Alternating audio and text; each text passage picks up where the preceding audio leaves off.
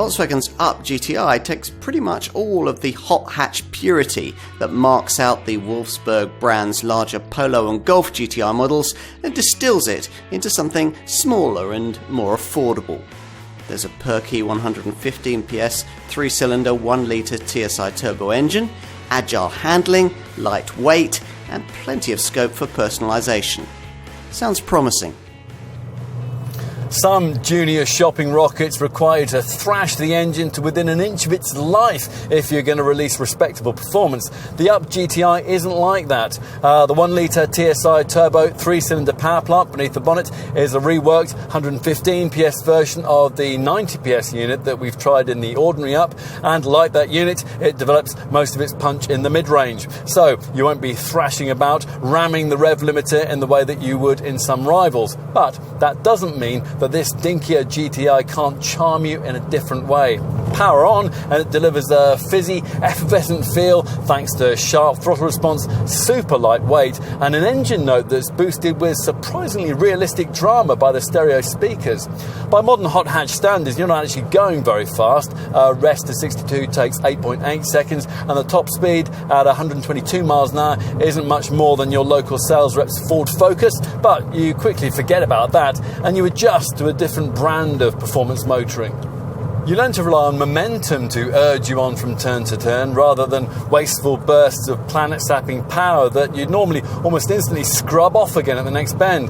Now, at car and driving, we've got used to needing to hire a track to really explore the limits of what the average modern hot hatch can do. In this case, all you need is a lightly trafficked stretch of your favourite route back from the school run. On such a road, you'll notice that cornering roll is impressively controlled, and that's thanks to revised dampers, stiffer springs, a lowered ride height, and a beefed up rear axle. Yet, despite all this, and a bespoke set of 17-inch wheels, the ride remains compliant.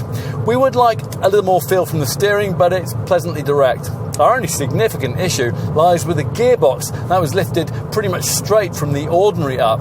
The shift ought to have been tuned in the spirit of this car, as it has been in some rivals. This Volkswagen's two key competitors, the Abarth 500 and the Renault Twingo GT, can't match its running cost efficiency though. This Up manages 58.9 mpg on the combined cycle and 110 grams per kilometre of CO2. Volkswagen has been making GTI models for nearly half a century now and has its own immediately distinctive way of subtly differentiating them. The bonnet badge is always bisected by a red stripe just below the GTI badge, and the matte black radiator grille is honeycomb patterned. There is GTI front wheel arch badging, there's rear privacy glass, and there's sports suspension that lowers the car by 15mm. The wheels are unique to this model, bespoke 17-inch alloys specially developed by Volkswagen's R division, with a reduced offset that delivers this variant's required wider track width. The brand also hopes you'll notice the beefier brake discs, which are visible between these shapely spokes. There's nothing that says hot hatch quite as strongly as a set of red calipers, is there? Where the Jakara tartan seat trim is another classic GTI reference feature, this red-stitched 3-spoke multifunction GTI steering wheel looks great too. The infotainment system comes in a couple of parts, one of them provided by Volkswagen and the other supplied by you. VW's bit lies in the provision of this 5-inch composition colour screen. This display works in conjunction with this smartphone docking attachment that sits a touch uncomfortably above the central dashboard module. Click your handset into this, having connected into the USB port behind, and downloaded onto it Volkswagen's clever Maps and More app, and you'll be able to access features like navigation, car-specific information, and the brand's Think Blue Trainer driving efficiency package. The Maps and More app is a pretty sizable one. You're looking at 216 megabytes for the main app and nearly 900 megs for the UK mapping data. Let's take a seat in the back. Now, we can't really see why you wouldn't go for this 5-door model. It costs hardly any more, and it's obviously much more versatile. Once inside though, there are a couple of irritations. First, that you don't get proper side windows, just these glass panes that you can angle out for extra ventilation. And secondly, that there's no opportunity to take a third centrally seated passenger. Let's finish with a look at the luggage area. Open the glass tailgate. This has apparently been styled to look like a flat screen TV.